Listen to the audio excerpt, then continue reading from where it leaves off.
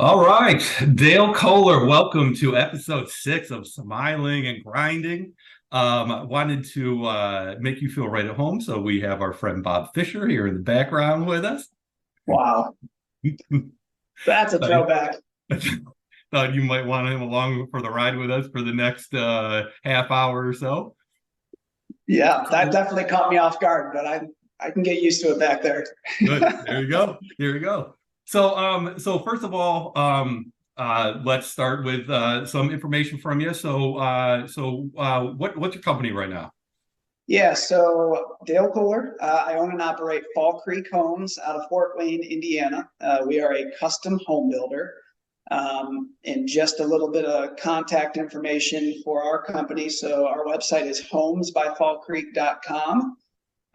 Email address is DKOLER, so dkoler at outlook.com. And the company phone number is 260-483-6731. So All there's your right. little contact Nailed spiel. that. I didn't even have to prompt you for that. All right. I There you like it. go. I like it. All right. I want to dive in and kind of take everybody on your journey that you have had to entrepreneurship. And I like to start right around the college time period, right? Kind of we'll go into majors and activities and everything like that. And I'm I guess proud to say that I've been on this journey a lot with you, right? I mean, we met in college, playing baseball, and so I have kind of been with you during this ride for the last 23 years, Wow. which is kind of crazy to say, Definitely makes me but feel old. yeah, it does, it does. And so what I have really noticed and come to learn about you is that you're an extremely disciplined individual, right? We're on the group text and you send your morning runs, they're bright and early, and you're consistent with it. You're a hard worker, and extremely focused on any task at hand. And a perfectionist, I would say. And I think that's a positive trait, to be honest with you. And you see everything through until you come out on top. My first question is, so when do you think that that's kind of going to transition into your fantasy football life? That's a great question. I've had a really nice run over the last 10 years of really, really crappy teams. So I've sort of perfected that, and I'm sort of seeing that through now, All right. seeing how bad I could be. All right. Well, next Friday, we want to get you started on the next track, which will be hoisting a trophy, right? I hope so, man. We'll see. We'll All see. right.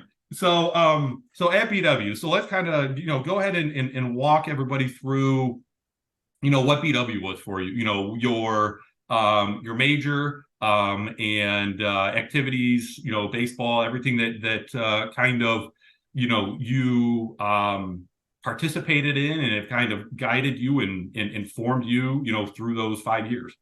Yeah.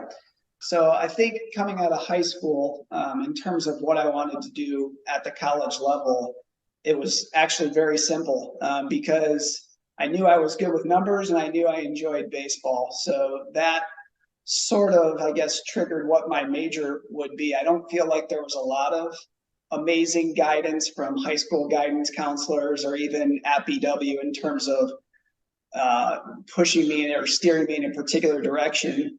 I looked up, at the time, what jobs are, math related, good with numbers. So that's kind of how I got set out on the accounting degree, right? So at the time, and I believe it's still the case now, BW offered a 5-year accounting program where you could basically get your master's and get 150 credit hours in order to be able to sit for the CPA exam. So again, with that very, very basic information and not knowing anything other than that, I thought, yeah, that sounds great. I knew accountants did fairly well in terms of career and that type of thing. So I thought, let's go for it.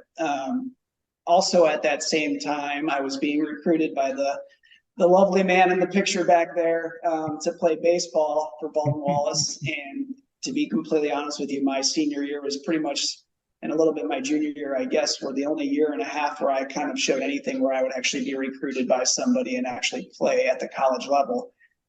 So it was small D3 schools, a couple of small D1 schools. But BW being so close to home, 15 minutes down the street, and me having been so late in the process in terms of like figuring out where I was going to college, it all made sense. It was really easy again, being right down the street from my house. It was an easy decision. It was easily able to go check out the campus and see what things were like. And quite frankly, Coach Fisher made such an amazing impression on me. No, not really, but but I knew, another one of our friends, Greg Wisniewski, was going to be playing on the team as well, and Justin Longa and Yourself. That why not go do this and try it out. So that's kind of how I made the decision to do BW and kind of focus on the accounting degree, and then baseball came along with that. Yeah, no, it was we could joke about Coach Fisher, but he's absolute legend there. Baseball, football, everything. And has Brian Harrison is there doing big things now, and Yeah. It's nice to see the program flourishing, and you being a member of the BW Athletic Hall of Fame.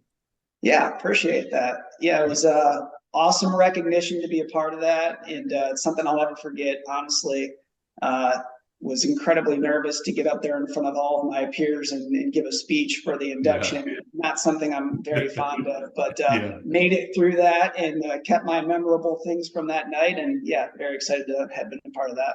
That's awesome. That's awesome. So you took advantage of what, if someone wants to be on the accounting path, I mean, BW's 5-year MBA program is fantastic, right? Yeah, absolutely. And hopefully we get some kickbacks if some people join that and say that, they heard about it here. So you put your 5 years in, you graduate with your master's in accounting, and then the natural progression is to enter the world of public accounting, right? Exactly. So there was, the big four at the time. So Grant Thornton, Ernst & Young, Deloitte, and I don't know, maybe it was just the big three. But anyways, I ended up at Grant Thornton, and I ended up there in their public accounting and auditing, right? So basically the two categories are tax or auditing. I wasn't a huge fan of tax work. Yeah. So I quickly decided that auditing was for me, kind of got into that, not really exactly knowing what that meant, which is why I think I quickly transitioned out of that a year later, because basically what public accounting or auditing for me was, in particular with Grant Thornton, is, you'd go out to a client, it could be 4 weeks at a time, and you'd be in the middle of nowhere. So the story I tell everybody is, the one client we had was in Monaca, Pennsylvania, just this manufacturing firm that we went to. And basically you spend 4 weeks there with the same group, right? So it's just four of you. You wake up, you eat breakfast with them, you go to the client, you're there all day, you're putting in long hours. So you're eating lunch at the client's offices with the same people. Then you're coming back, call it 7 o'clock at night. Now you're eating dinner with them, and you're doing this for 4 weeks in a row, only going home on the weekends.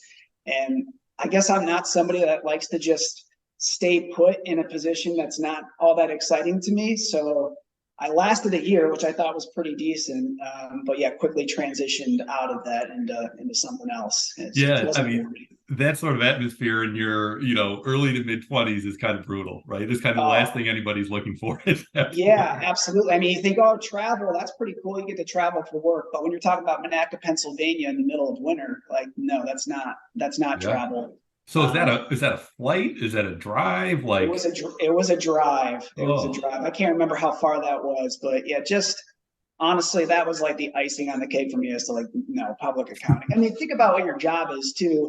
Like we would be telling an accounts payable clerk who had worked there for 30 years, who is now into his 70s, that what he's doing is wrong, right? Yeah. Oh, you missed this entry over here, or you missed this number over here.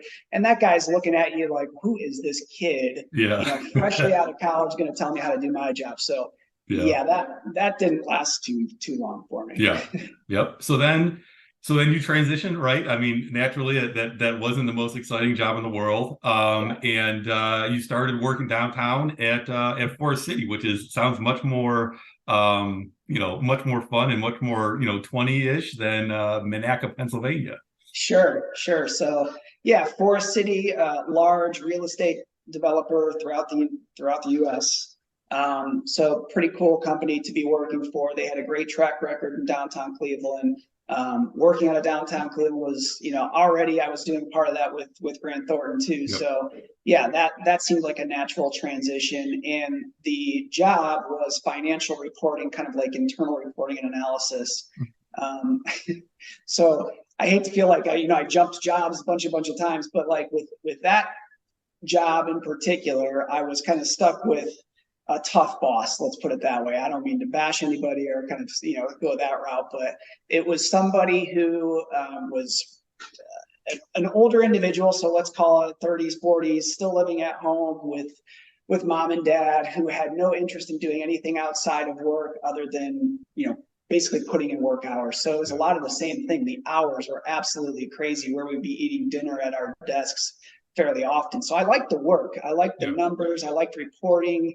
I liked, analyzing a big company like that and being able to put a report together that was beneficial to somebody. But that situation was more boss related, which is why, again, almost to the T, like 1 year later, I decided to kind of make another move. But this time it was within Forest City. And ended up reporting to a guy who was reporting directly to the CFO. Not to get too long-winded with this, but it was a much better job for me. It was in investor relations, essentially.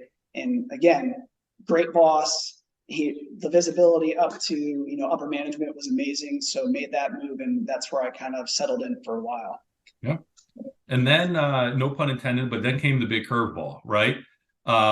So an opportunity came up to jump into Fall Creek Homes, which was a big step, right? A big change, right? So it was owned by your father-in-law, correct? Correct. And in a completely different state.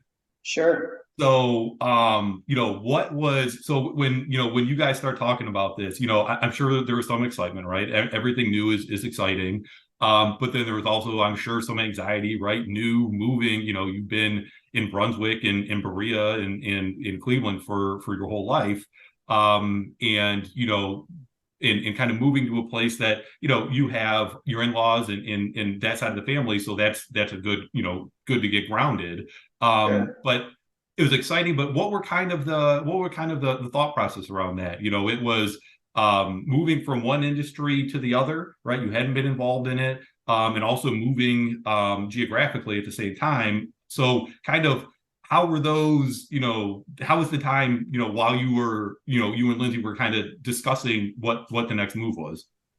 Yeah, it was definitely a big transition, that's for sure. So the way it all got brought up, and again, so at that kind of permanent role at Forest City, I was there for 6 or 7 years, I can't remember exactly, and had made my way up and had grown a department, and it was going great. So the problem is I never kind of found that like joy and real excitement, and I'm not sure that anybody does. It's work, ultimately, but there was still something kind of bugging me, like I need to be looking at other things. So I was looking at like owning I don't know, a franchise like for Jimmy John's or something.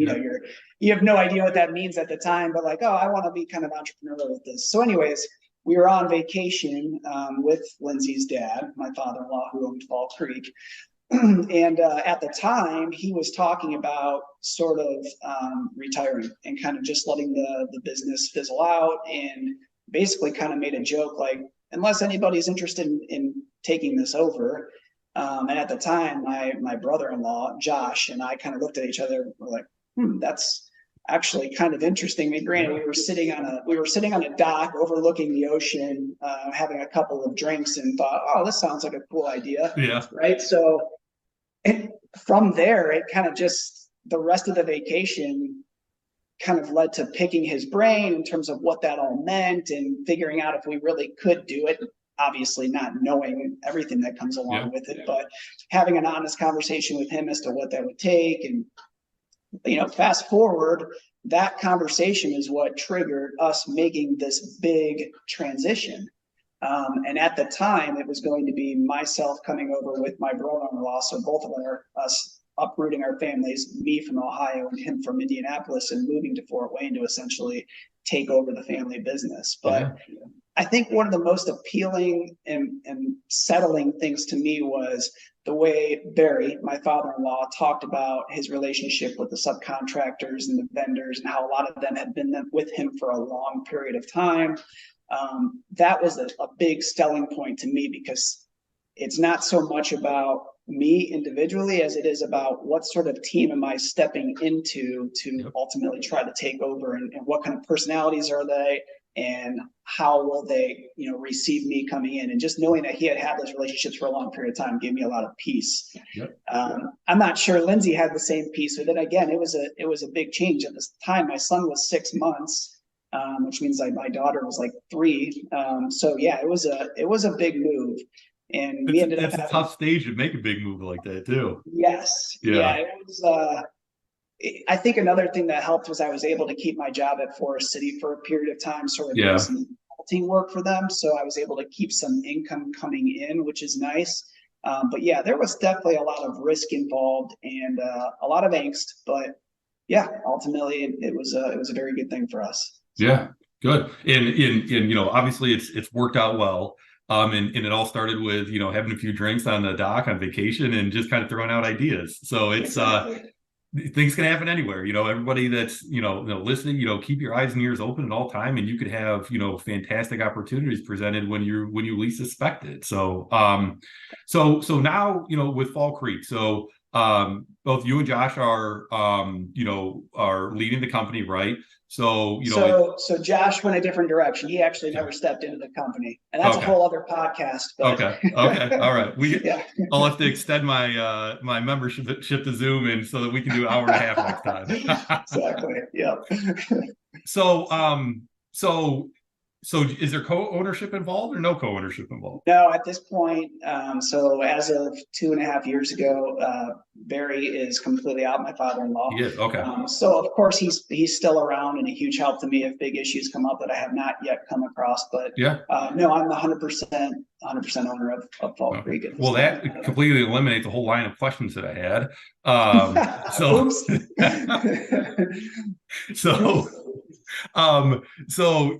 as far as you've consistently kept moving, right? Kept moving forward, kept progressing. What is it that really motivates you, keeps you waking up at whatever, when it's still dark in the morning to get out and do your run? What motivates you to get up and do that every day? Yeah, I guess, and this is really cheesy, but it's kind of the work hard, play hard mentality, right? I like to have fun on the weekends, whatever that involves, going out to the lake with my family, Barry and Jean's lake house, that sort of thing.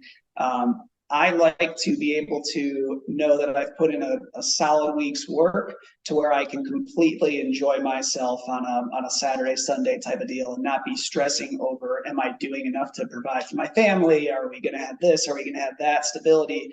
I want to work the hardest that I can, Monday through Friday. And it's not even just a Monday through Friday, Saturday, Sunday thing. It's like, I want to work as hard as I can when I'm working, to be able to, when I'm not working, completely, remove myself and enjoy that time, knowing that I guess I've earned it. That's kind of at least the thought process that I work towards there. Absolutely.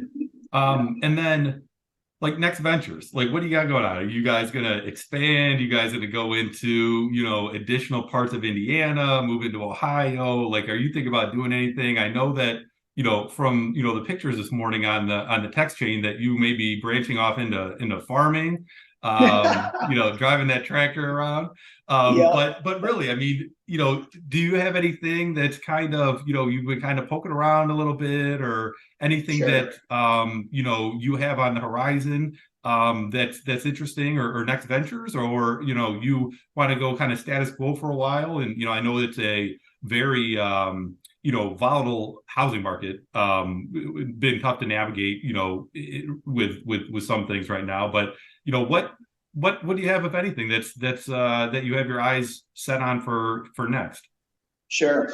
So I think, I kind of got in at a really good time into home building, which in September, it'll be 9 years, right? And the wave in Fort Wayne, at least, and I think just generally throughout the country, has been a really strong wave up that entire 9-year period.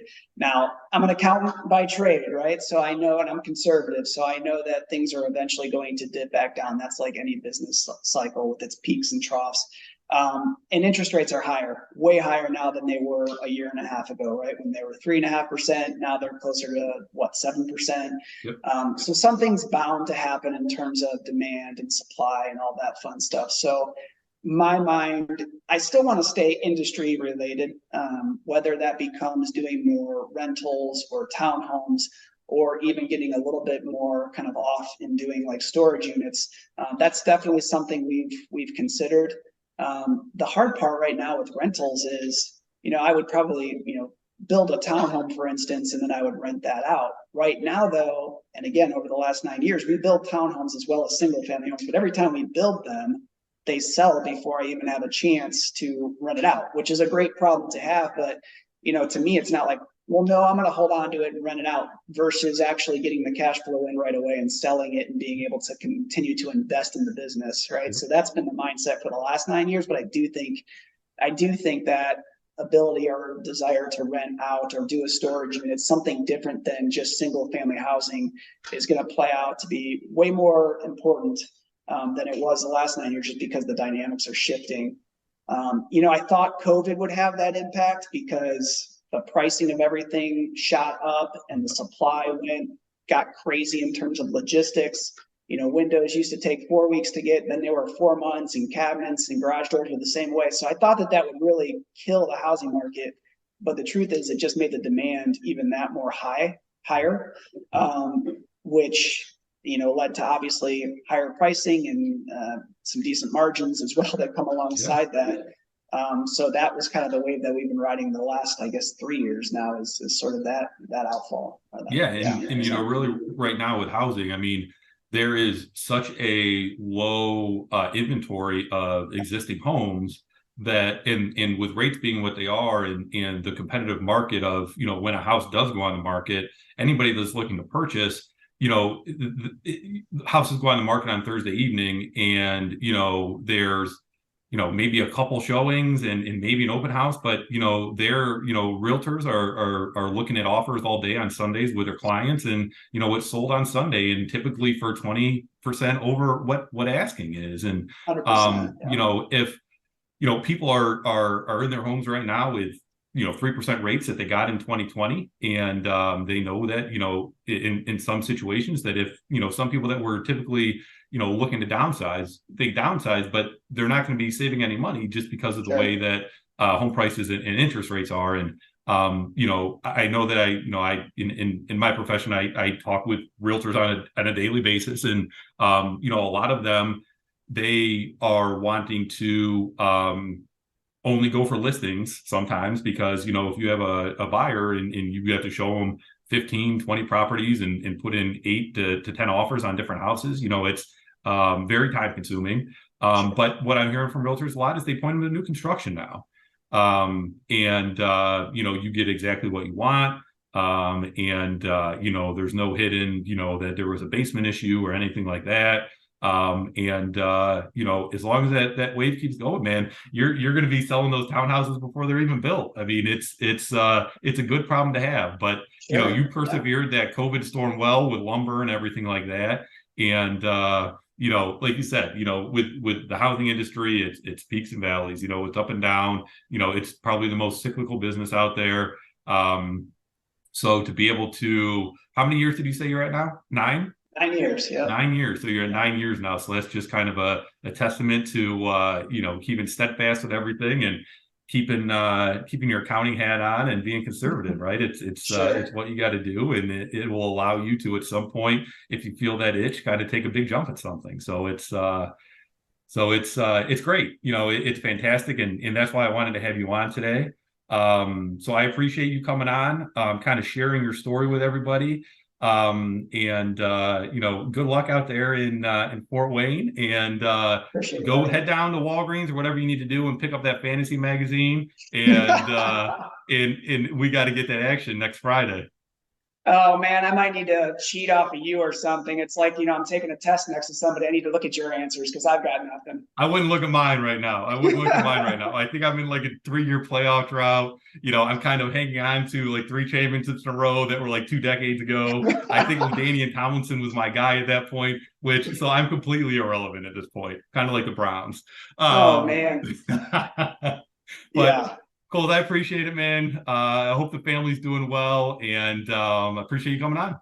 Awesome. Thanks for having me on, brother.